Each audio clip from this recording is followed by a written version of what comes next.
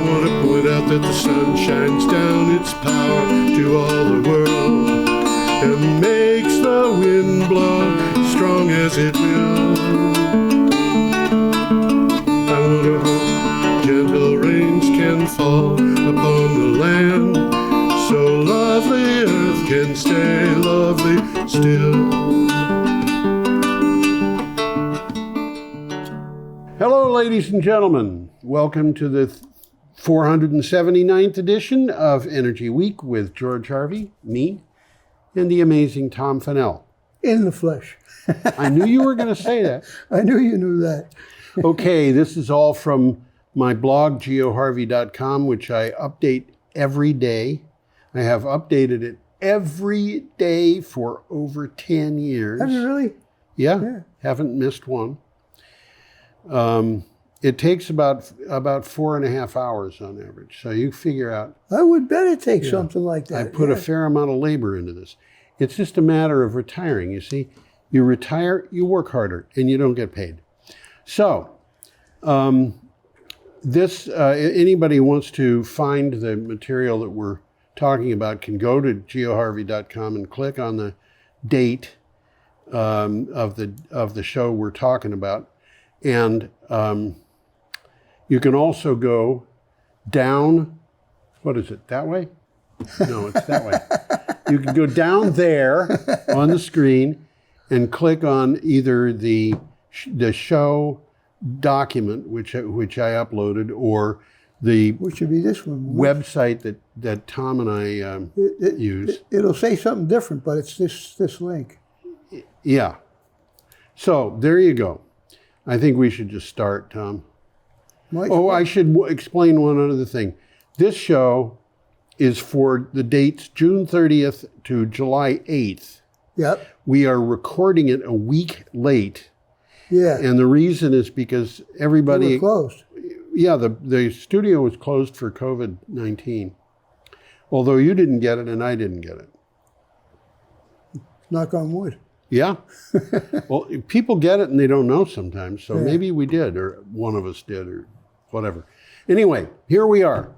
Well, June 30th. What I was going to say is that some of these links are very informative. I'll try to alert you to them because you might want to look at some of them directly instead of just a summary that we provide here on the show. Yes, absolutely.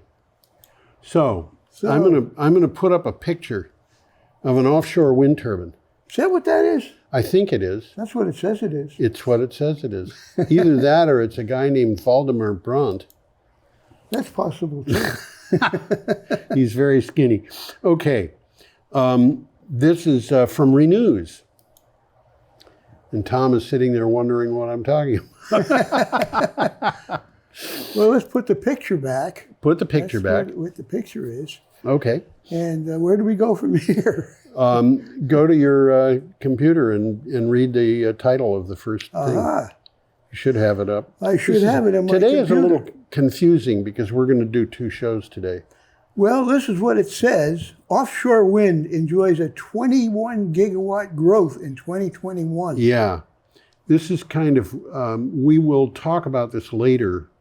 Offshore wind enjoyed its best ever year in 2021 with just over 21 gigawatts of new capacity connected. That's gigawatts, baby. Absolutely. According to the latest global offshore wind report from Global Wind Energy Council, the report shows there was a 3-fold increase in grid connections worldwide from 2020. 3-fold. That's very interesting. Well, there's an interesting story that follows this up, and I don't know if we're going to be talking about it this week or next week. But well, the 21 gigawatts brings total global capacity to 56 gigawatts. So that's a lot. 40% of the installed capacity was installed last year.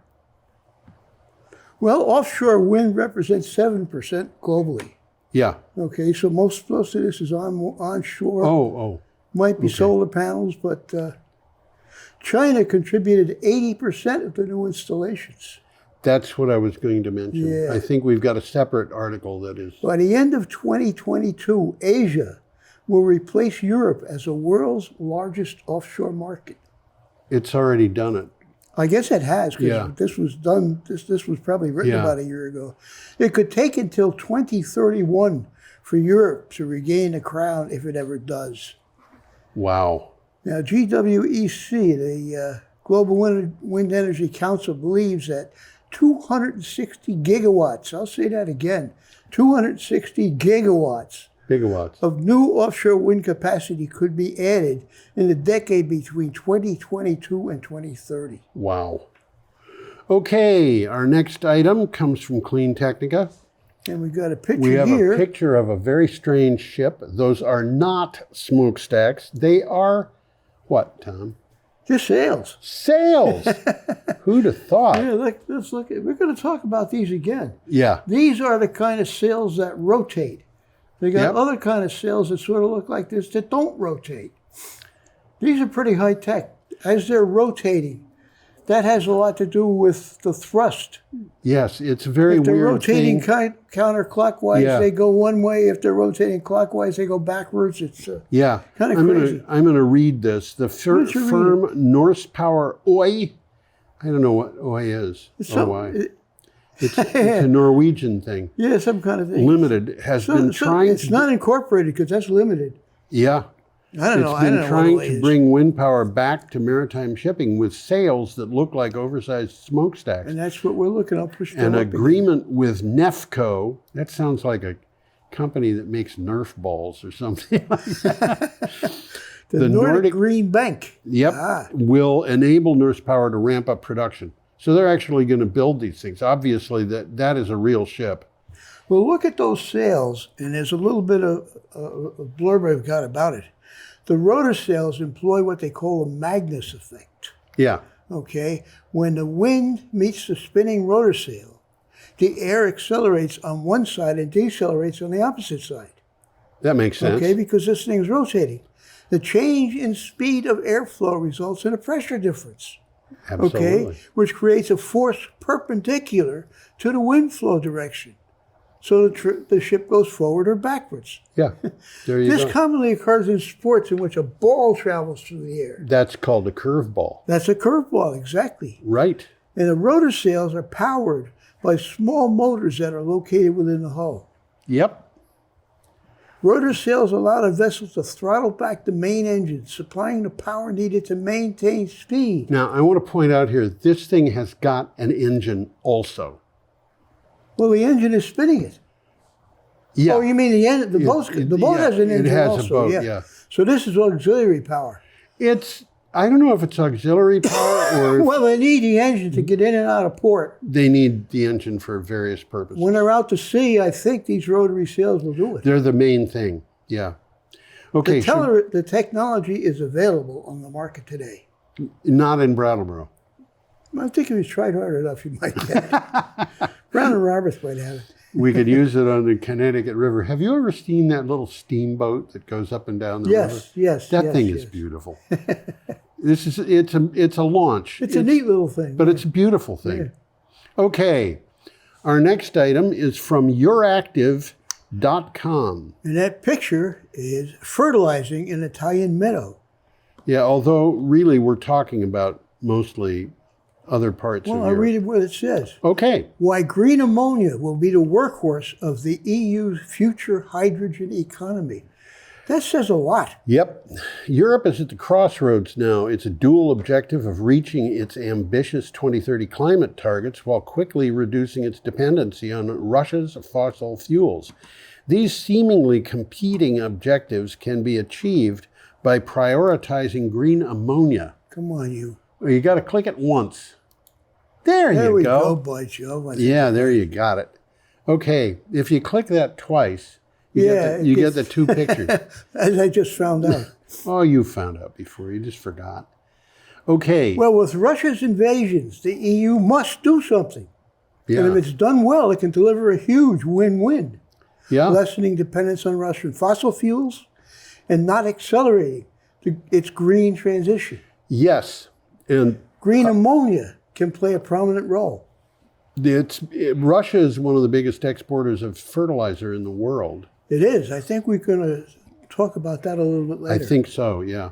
Okay. How do I We get are this up thing to scroll? Friday. How do I get this thing to scroll? We're up to Friday, July 1st. There we go. And we have a building. Well, let's take a look at the building. I think we can get that. Okay. By the way, I used to live across the street from a windmill that looked very like that. Well, that's a classical Dutch windmill. Yeah, it's what they call a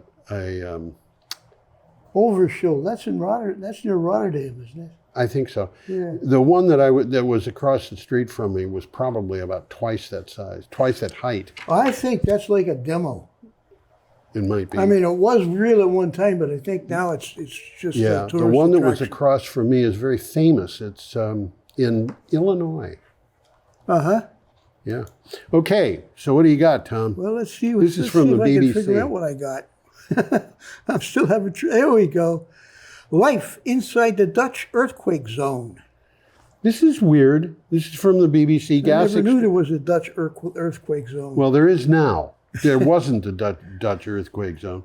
That's what this article's about. Yeah, it is. Gas extraction from the Dutch state of Groningen has caused over 1,000 earthquakes. So it's gas extraction. Since ExxonMobil and Shell began government-approved drilling there in 1963. So this is 1,000 earthquakes over 60 years. The village of Overschild, 80% in the village of Overschild, 80% of the buildings need to be completely demolished, as they have been deemed that's something. too unsafe to occupy. Well, it's natural gas extraction. Yeah. Yeah, Cameron Parish, Louisiana, plump into the water. Right into the water, right? You know, I mean... You're not there anymore. I'm sorry, we're laughing. People are suffering and we're laughing. Background here. Yeah. Gas removal causes the land to shift. Yes, it does. Okay. Some of the canals that once flowed east to west now flow west to east. Oh, how weird. Even cows have been spotted running for shelter when a tremor strikes. These are not just urban legends. Yeah. Cracks slice through stone walls and floor tiles. Houses are reinforced and propped up by huge wooden beams. Approximately 16 people a year die prematurely in the earthquake area due to stress caused by the quakes. Wow. Yeah. All those people who died before their time were found to have had damage to their homes. Oh, man. And this is the takeaway here. Residents want to know why the wealth of a nation is put ahead of the health of its citizens. Well, I think that's an interesting idea, isn't it? And as a matter of fact, we aren't going to be talking about this week or next. Why won't this thing scroll? I don't know. One of the things that was in the news today. There we go. The executive officers of TEPCO,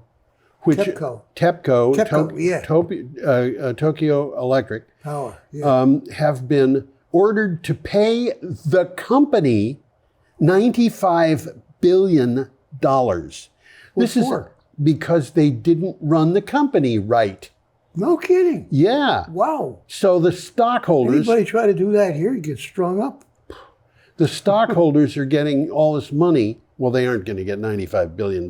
You know that. Yeah. But they're going to get money. They've been ordered to receive, these people have been told to pay them $95 billion. What do the people get who were dislodged from their houses for decades? They're not going to get much at all, are they? Not much. So does this tell you where the emphasis is placed? There are elites. There always have been elites. There always will be elites.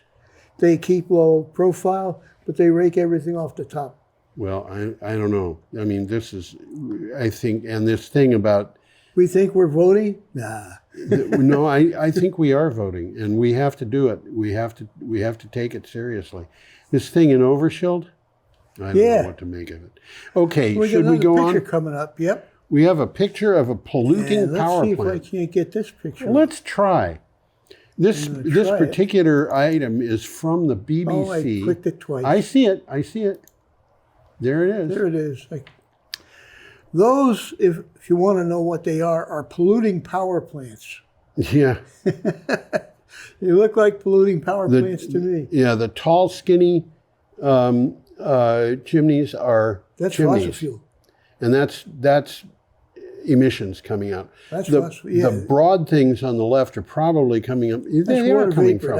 That's not pollution. That's I guess you condensation. could call it pollution, but it's water. Yeah, it's water. It's steam, or it's not steam actually. It's condensation. But this came from the BBC. It did. And it says that the Supreme Court limits Biden's power to cut emissions. Okay, I'm writing an article about this now. This is a biggie. For Green Energy Times. Good. And this is not what anybody, I shouldn't say that actually. A lot of people are portraying this somewhat differently than it actually is. Okay. The Supreme Court ruled that the EPA does not have authority to limit pollution across whole states. The court hasn't completely prevented the EPA from making such regulations in the future, but it says that the Congress would have to say clearly that it authorizes the EPA to have that power. These guys are playing games. No, I don't think so, Tom. I think they look at this and they say, wait a minute, we've got to be playing by rules. Well, I got a point there. And the rules don't say that the EPA can just tell people what to do when the Congress hasn't given it the authority to do that. That's what the article says. Yeah. That's what it is. Well, the case against the EPA was brought by West Virginia. It was. On behalf of 18 other, mostly Republican-led states. Yeah. And some of the nation's largest coal companies. Yeah. Why am I not surprised? Why am I not surprised? These 19 states were worried that their power sectors would be forced to move away from using coal. Yeah, it was all. Oh, my goodness. And this was during the Trump administration, and they were talking about how Obama had declared war on coal. Yeah. And if you look at the ruling represents a major setback to Biden's climate plan. Now, that is something that I think I differ with this article on. It's not a major setback. It just means that the Congress has to do something. Congress has to do something. Now, here's the deal. To enable it. Huh? The program that the EPA had been running for this had been stopped by the Trump administration, and it never went into effect. I think the article says that. I don't have a note on that, but I think it says that. And so I don't think this can be regarded as a huge setback. And furthermore, we have another article about a take on this by a financial advisor, which will be coming up either this week or next. And it basically says, and I forget who the financial advisor is, it's a big advisor. They're saying this may have a very small short-term effect, but that's going to be the limit of it. Well, this is interesting from the article. This Supreme Court ruling undermines the EPA's authority to protect people from climate pollution at a time when all evidence shows we must take action, and with great urgency. Yes, I agree, except for one thing. I don't agree that it's actually undermining the EPA's ability to take climate action. They just have to do something about it. They authorize it. They have to continue to do what they have been doing. That's, what I would tell you. We should probably go on, Tom. I think we should. Our next picture here is a picture of offshore wind power. One of these things is, and it's already up. And this is an item from Clean Technica. Nice picture here. Yep. And the picture's up already. Isn't that amazing? It's called offshore wind power. How clever. Wind developers plan to add 6 gigawatts. What are gigawatts? Bigawatts. You've convinced me, Tom. Of U.S. offshore wind capacity through 2029. 6 gigawatts is not all that much when you compare it to what China's putting in. Yeah, no, that's true. Power plant developers and operators have reported plans to install more than 6 gigawatts of offshore wind capacity at sites mostly along the eastern seaboard over the next 7 years, according to the DOE's latest preliminary monthly electric generator inventory report. They like long titles. And basically 6 gigawatts is 6 gigawatts. Wind power does not produce as much power relative to its nameplate capacity as... Well, the wind doesn't always blow. Exactly.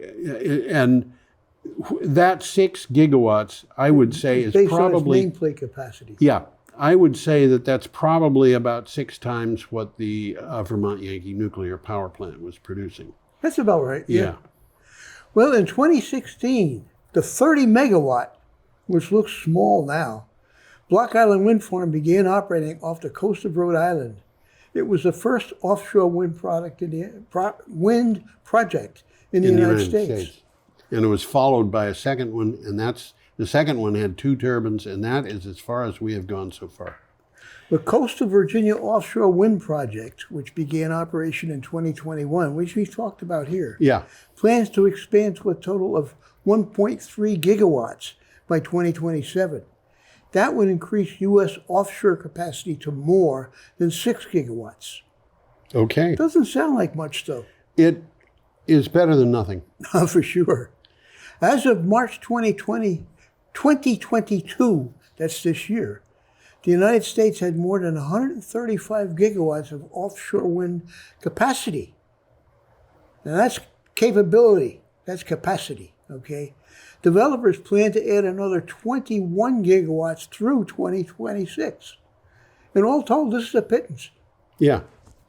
Okay, our next item, we have a picture of the Diablo Canyon nuclear power plant. And you're ahead of me here. I am.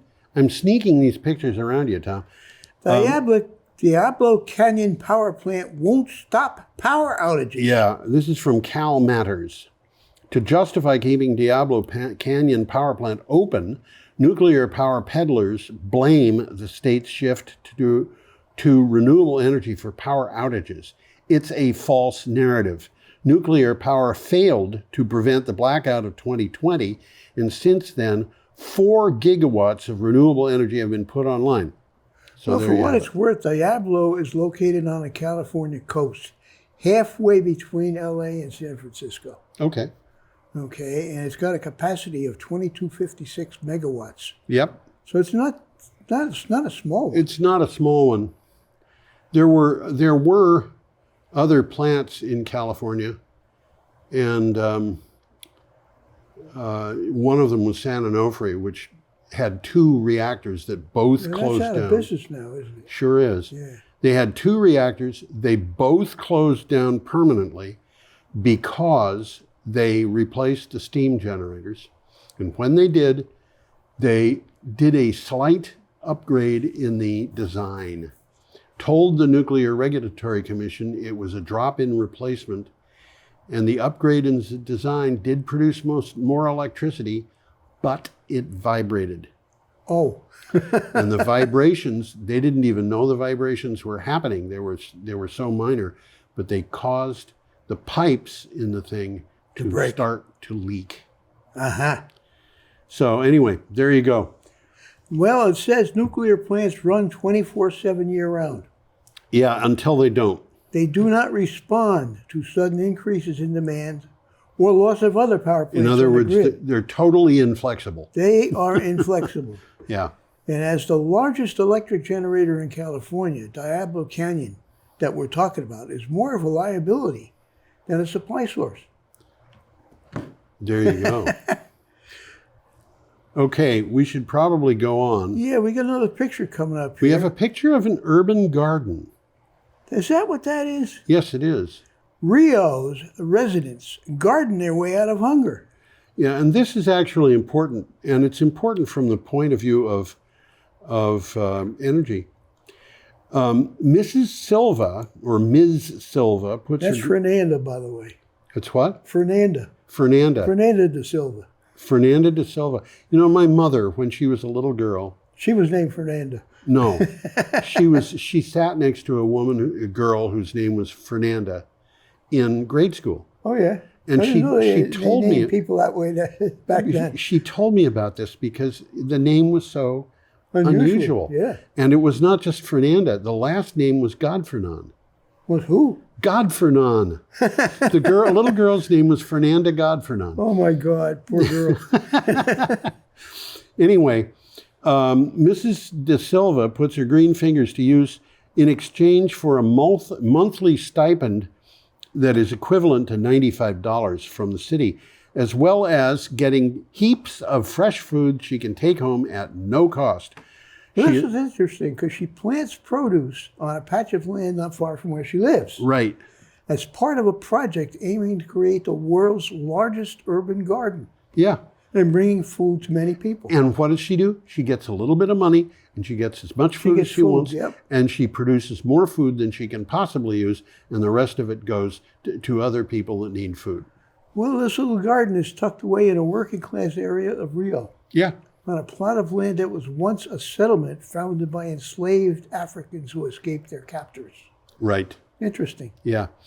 A painful recession, coupled with a punishing pandemic and surging inflation, have wiped out the gains of these small gardens. Yep. Some 33 million Brazilians, 15% of the population, are now going hungry. That's not good news. No, it's not. And, you know, that... We never hear much about Brazil. We don't. And, you know, all of this stuff, the fuel, the energy, the fertilizer, the whole thing, it's all tied together. Oh, yeah. If you start messing around with the fuel supply, you're messing around with the fertilizer supply, with the food supply, all kinds of things. And this is important. Absolutely. Okay. We got another picture there, and we're back to the pollution again. I'm going to pull a picture up. Yep. Let's see if I can. Oh, Let's do it. There you go. I was using the wrong mouse. Why don't you use one click and they can see us and the... No, never mind. This is from Utility Dive. EPA retains the tools to cut the power sector greenhouse gas emissions despite the Supreme Court curbing its authority. There you go. It goes on what we just said. It does, absolutely. And again, you know, this is something that I think people in Greenpeace, people in all kinds of organizations were getting extremely upset because of this Supreme Court ruling. The sky is not falling yet. Yet. Yeah, we have to keep an eye on it, but it's not a total disaster yet. The environmental EPA can tighten regulations such as ones governing ozone, particulates, coal ash, that may have the effect of lowering carbon emissions by driving more coal-fired plants to retire. Right. That's actually happening. Yep. Let me read this, Tom. Why not? The EPA still has pathways for reducing greenhouse gas emissions from power plant sector following the Supreme Court ruling that took away one possible avenue, according to legal experts. I got to tell you, I'm not really happy with the way the Supreme Court has been ruling on things, but they have been taking the position, which I think is correct, that their job is to make sure that we are operating according to the rule of law. And well, that's novel. It is. But, you know, if this had happened with Donald Trump in office, they would have ruled against him too. Don't even mention his name. Okay, I won't. Okay, our next item. He's still trying to win the last election. You know, he's in trouble now. He really is. Physically in trouble. Serious trouble. He might be looking at handcuffs. I think he might be.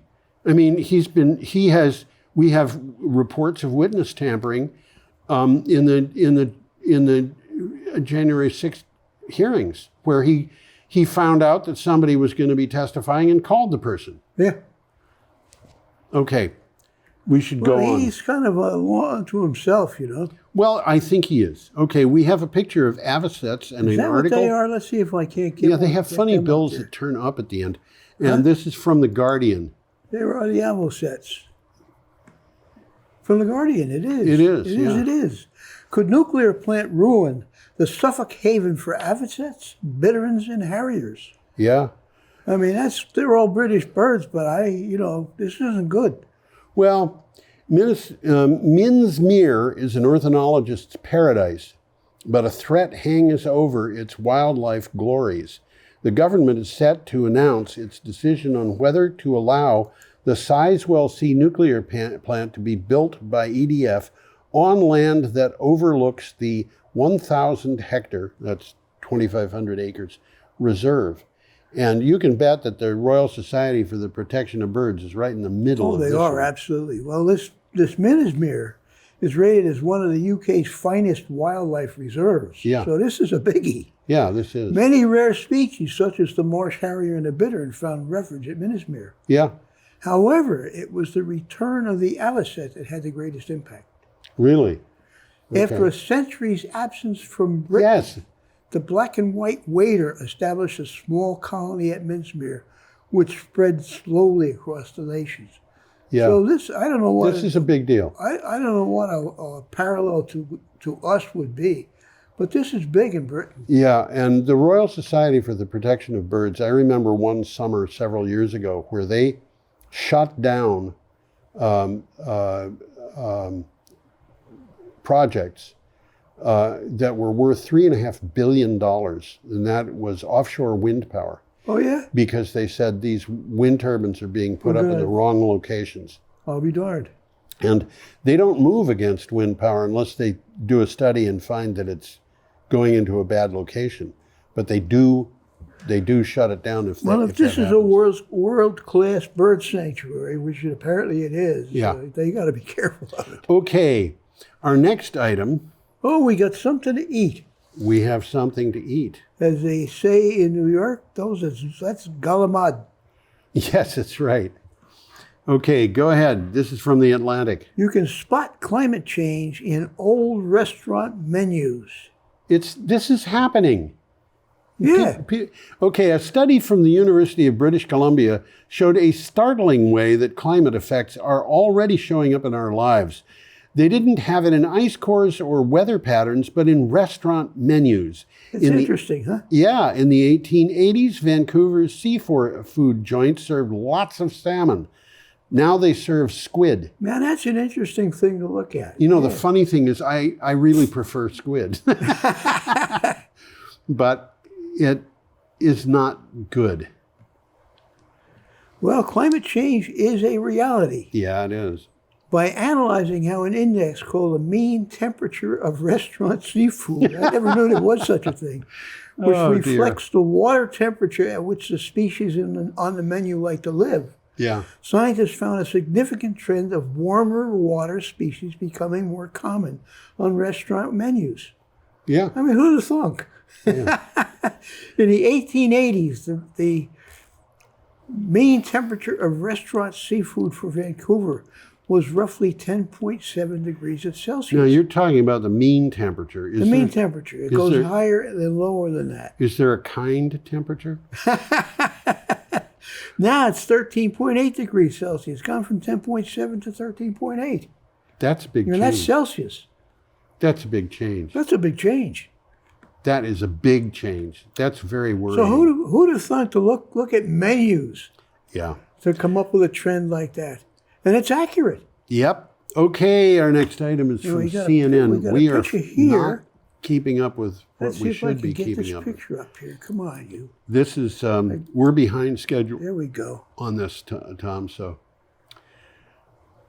From CNN. How the climate crisis is forever changing our national parks. The And consequences. that's a mule deer, by the way.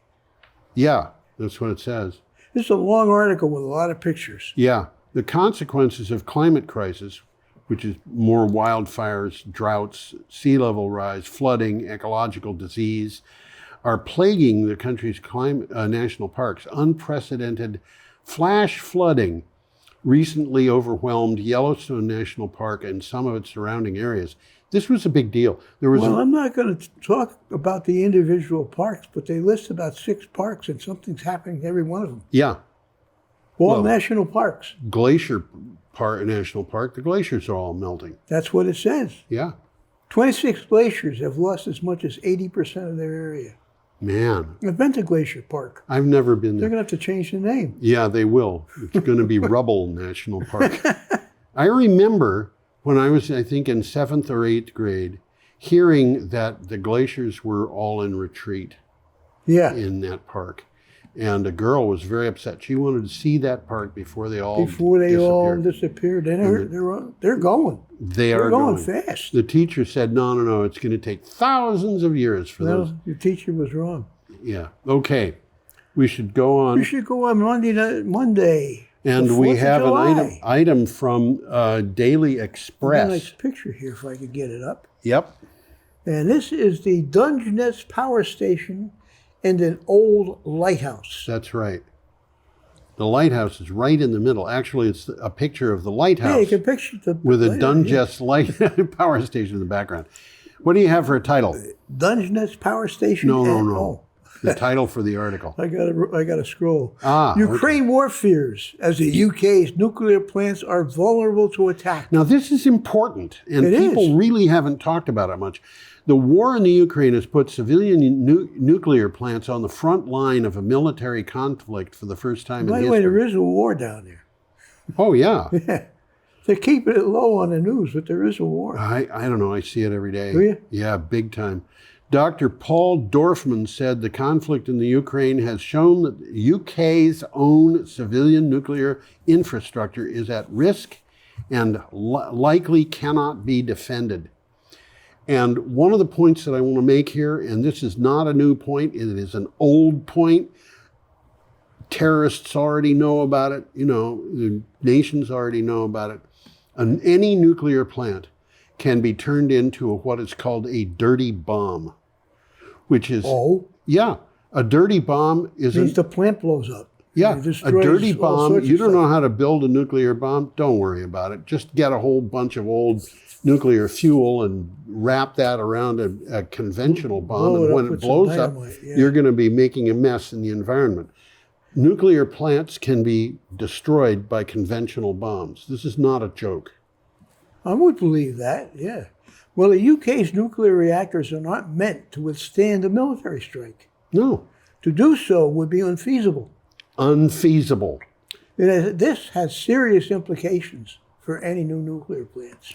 Right. They are an Achilles heel. They are. And if you remember, during the Iraq War, there were bunkers that the United States was bombing, and they were being blown up despite the fact that they were under 80 feet of steel reinforced concrete. How much? 80 feet. I thought you said 80 feet. Yeah. I can't imagine that much concrete. Well, it's kind of unimaginable. The bomb that they used on this, and I forget the designation, had the shortest development time of any weapon system the United States has ever developed. I'll be It darned. went from an idea in somebody's head to being used in the field in less than 2 weeks. Wow. It was I didn't that- think you could do such a thing. It was that easy to build. Wow. Well, they talk about the Zaporizhzhia nuclear plant. Yep. There's a picture of it. Yep. It's got 6 reactors. It's the This thing biggest. is huge. It's the biggest That's nuclear what it plant said, in largest Europe. plant in Europe. Yeah, we've got to go on, Tom. Yeah, let's move along. we have Showing a picture here of making steel, and this item comes from Tech Story. JSW Steel, that's a company, Yep. Indian company, by the way, Yep. is to invest 10,000 crore. Only the Indians know what crore is. I think that's absolutely true. Yeah. To increase the use of renewable energy and reduce emissions. To reduce its carbon footprint, the Indian company JSW Steel has earmarked the sum of 10,000 crore rupees, which is $1.266 billion. A lot And of crore. by the way, I looked at several different articles to find out if that was the actual amount. I calculate this myself sometimes, but I never trust my calculations. And I found that 2 different news organizations, both of which were reputable, had 2 different figures. Separated, but one of them was like 0.12 billion rupees, and the other one was 1.2. Okay.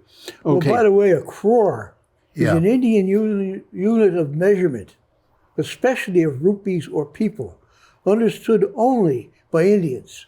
Yeah, it's something, why do we have... 1 crore is equal to 100 lakhs.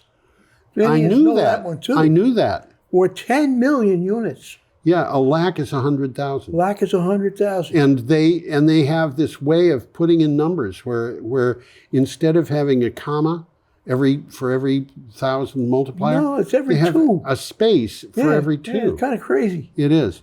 Well, those are the Indians, Well, one thing to bear in mind here is the Indians produce some pretty good mathematicians. Oh, yeah. And the reason is because they raise them right. Interesting. Yeah.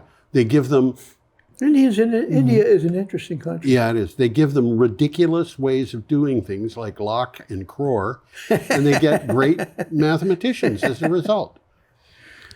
Okay. Well, the company's ongoing expansion projects are oriented toward producing steel with higher use of renewable power, Right. better efficiency, Yeah. and the best available technologies to reduce CO2. Right. Okay, and it's committed to reducing CO2 emissions intensity by 42%. That's a lot. Absolutely. Well, let's move along. We got a picture here. We have of a picture bee. of a bee, and Looks this like is a bee. Now, this is a bee on a sunflower. I got to tell you, that's That's what it either says it one is. gigantic bee Or a small sunflower. or it's a really small sunflower. Well, there are small sunflowers. There are, yeah. By the way, this is a very long article. This is from the BBC. How heat waves are creating a pollen crisis. I know this is really bad. Even with adequate water, heat can damage pollen and prevent fertilization of many crops, including canola, corn, peanuts, and rice. For this reason, many farmers aim for crops to bloom before the heat of summer. But the crops are being exposed to higher temperatures earlier, and that is a problem. That is definitely a problem. Because of climate change. Well, climate change increases the number of days where temperatures reach over 90 degrees across the globe. And multi-day stretches of extreme heat become common. Yep. So getting the timing right could become challenging, if not impossible. So this could be affecting agriculture by quite a bit. Okay. Again, we should go along. Tuesday, the 5th of July. And we got Tuesday, another the 5th picture of here July, of some and solar trackers. Those are solar trackers. Where are they? They're, there you go. Just click. Are they? Oh, they are the solar trackers. Yep. Yeah. You can hardly see them in this picture. Yeah, you can They're looking hardly see much better on my They on look my like the computer. sky. Well, they're reflecting the sky. They're reflecting the sky. If you look carefully, you can see that they are solar trackers. You can indeed. What do you have for a title for the article? If I look it up, I'll figure that one out. The latest Project Drawdown update adds 11 ways to stop global heating. There you go. Project Drawdown issued its comprehensive guide to reducing greenhouse gas emissions in 2017, and it has updated its original plan since. The most recent update from the Project Drawdown group adds 11 new ways to address climate change responsibly. Well, we got 11 solutions, and explanations are given, but I'm not going to mention the explanations. We'll be here for a week. Yeah, I think that would I don't think I'll even mention the 11 solutions, but I'll mention the first 3. Okay. Seafood farming, There you go. microalgae protection and restoration, There you go. improve fisheries. Yeah. And the rest of them are all very similar to this. I saw one in the news today where they were talking about they were talking about growing kelp. Uh-huh. And they were growing it in such a way that it would fall to the bottom of the ocean. That's interesting. And So they you were can scoop it up. Yeah, they were able to seed a buoy and have 1,000 pounds of kelp on it 5 months later. Isn't that interesting? Yep. Okay, And we got another picture coming up with a graph. this is here. a graph from Mark Let's see if I Jacobson's can't study, Get this graph up here. and this is from Clean Technica. It's a good graph. It's hard to see on Yep. the TV there. Well, it's an image from the study, and the article was written by yours truly. Whoa, I wrote this? That's what it says. Or you Yeah. did. Either you wrote it or somebody with the same name as you. I think I'm the only person in Clean Technica who has that name. Now let's see what we got to do to speed this up. Okay, we can have just about everything we want for energy and the climate. Yep. A study by Mark Z. Jacobson et al., which is called Low-Cost Solutions to Global Warming, Air Pollution, and Energy Insecurity in 145 countries, says we can make more energy, live less expensive lives, have huge health benefits, and stop carbon emissions with very little downside. Well, the only things we have to give up are killing people and wrecking the environment. That was my subtitle. I thought you'd like that. A business as usual scenario could leave us with inescapable destruction for much of this planet, with millions of people dying each year. That's not good news. No, it's not. But sooner or later, they're going to figure this out. They really will. I hope you don't mind if we go ahead. No, let's move along. You want to move to the next article? Yeah. There's a lot here. I know there's a lot there. People can. I mean, there's a lot. There's a lot on that particular article, but we're behind schedule. I'll read the bottom line. Okay, do that. The bottom line is that we really can get close to what we want. Yes. And the things we must give up to what we want are probably things we are better off without. Right. Yeah, that's right. That's a truism. Yeah, it is. Do we really need to have emphysema? Well, to get what we want, we got to give that up. What a shame. I was counting on my bout this winter. I'm speaking as a society here, of course. Individual people can't give up emphysema, and I feel very sorry for people who've got it. Well, let's look at a Hyundai diesel. Let's do that. This is from Clean Technica. How can you tell it's a diesel? It says so. Oh, it says so. That's good. Yeah. This is interesting. It's another diesel cheating scandal. Yeah. This time it's Hyundai and Kia. Yeah. Hyundai and Kia are at the center of the newest diesel cheating scandal. A spokesman for Hyundai Motor Group in Seoul that also represents Kia confirmed raids coordinated by the European Union agency Eurojust at 8 corporate properties to gather evidence. Something like this has happened before. Well, yeah, but it happened against different companies. VW. Yeah, definitely VW. They're still paying on it. They still are, yeah. Well, these raids stem from what they call defeat devices. Yes. That reduce or eliminate emission reduction controls when vehicles are in operation on a road. Yeah. How about that? They mask the true pollution levels of the vehicles. Yeah. They're cheating.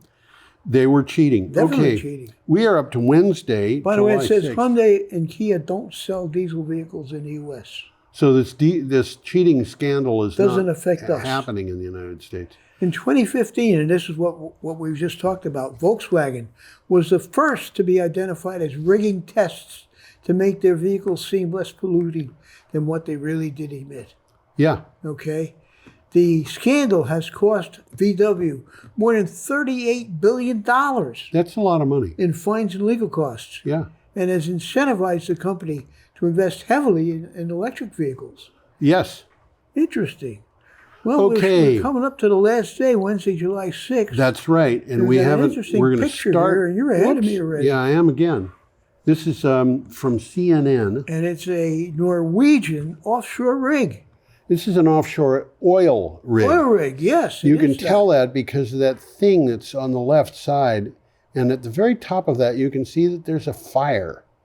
A fire? Yeah, at the top of that thing that looks like a crane. It's not a crane. Well, I can't see that in flaring my picture. gas. Yeah,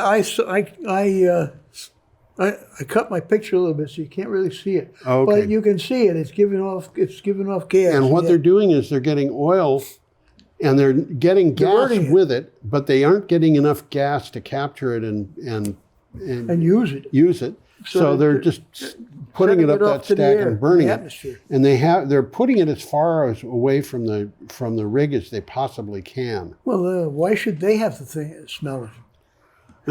I think they're worried about setting fire to something. Probably. So, well, Norway's government steps in to end an oil and gas strike. Yeah. Averting a new energy shock for Europe. An oil and gas strike would do it. Well, the story behind this story is that I was just finishing the previous day's blog post when I came across the fact that there was a strike that was just starting. Uh-huh. By the time I got to the next day to put it into the blog, the strike had already ended. That was a quick strike. Well, the government was not going to put up with a strike.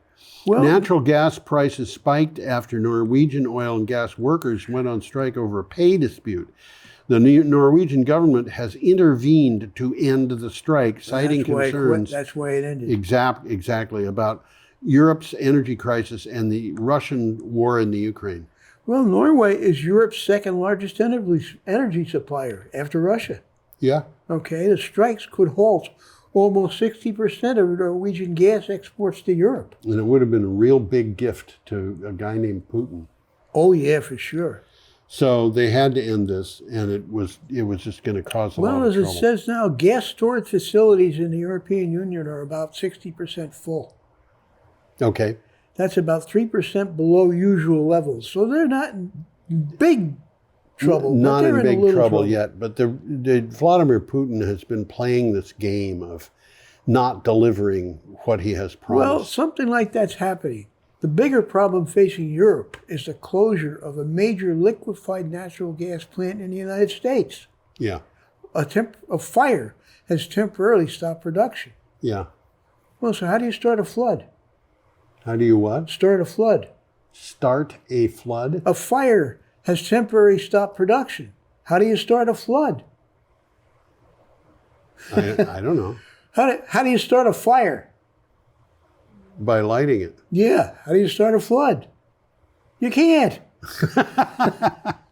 Okay. In recent months, Europe has become increasingly reliant on imports of liquid natural gas to compensate for the reduction in Russia's natural gas supplies. Yeah.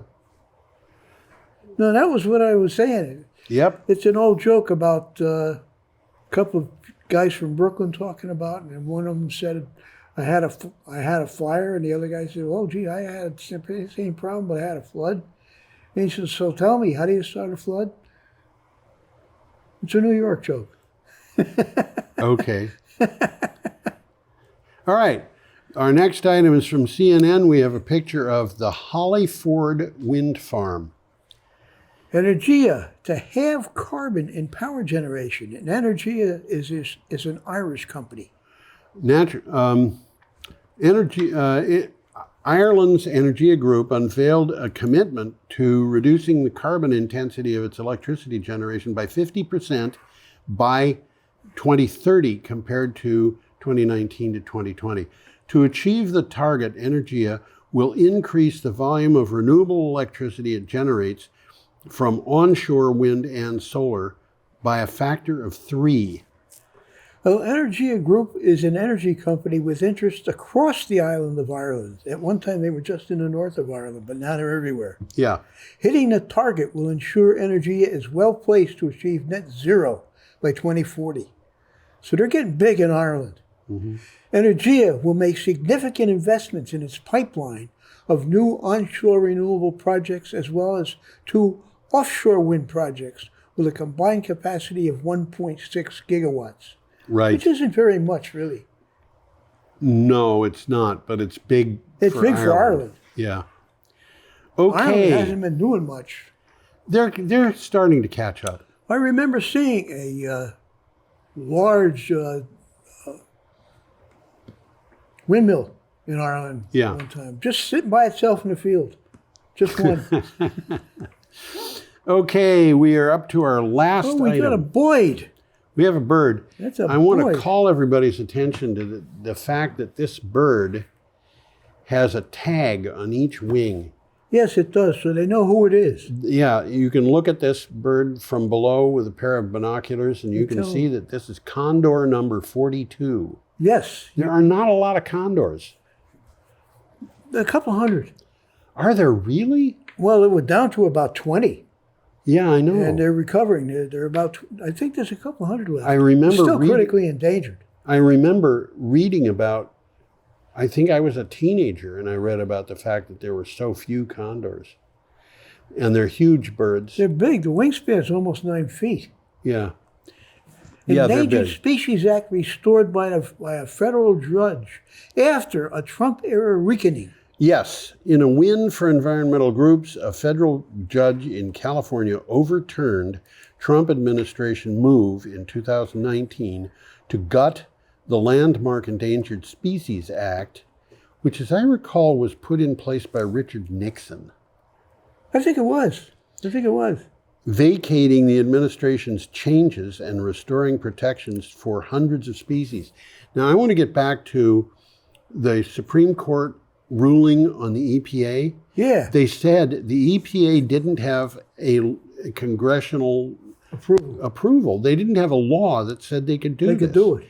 Well, Donald Trump didn't have a law that said he could undo the Endangered Species Act. And I think They did. I Well, think he just didn't enforce it. yeah. And Same thing. I think that in this case, if this goes to the Supreme Court, I would expect the Supreme Court to rule in the same way they did on the EPA case, but in this case they would say, no, you cannot just stop enforcing the law because you don't like it. Yeah. You know, their approach to things is a bit different than yours and mine maybe.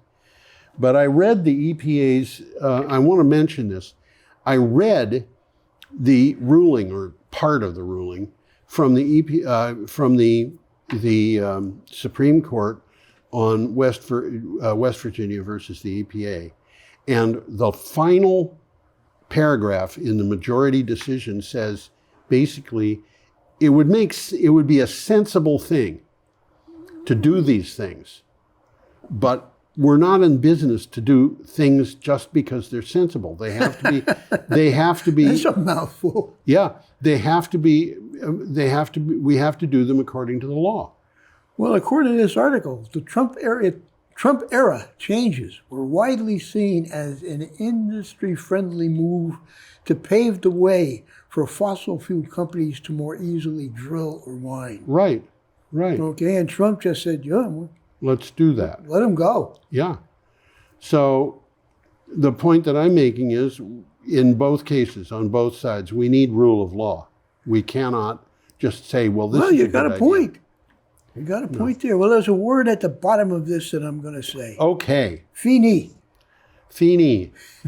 Have an absurdly superb week. How about that for a wish? That's a good one. So Tom and I will say goodbye. Adios. Adios. Come back. What do you always say? Come back next You'll time? come back next year. You'll come back and see us now, you hear? I never remember to do that the way Tom That's does. a southern way of speaking. Didn't that come from a TV show? It might have. You'll come back and see us now, you hear? Yeah, there But you it's go. some with a southern accent. Yeah, but Tom, you know you're really good at the New York stuff. Bye-bye.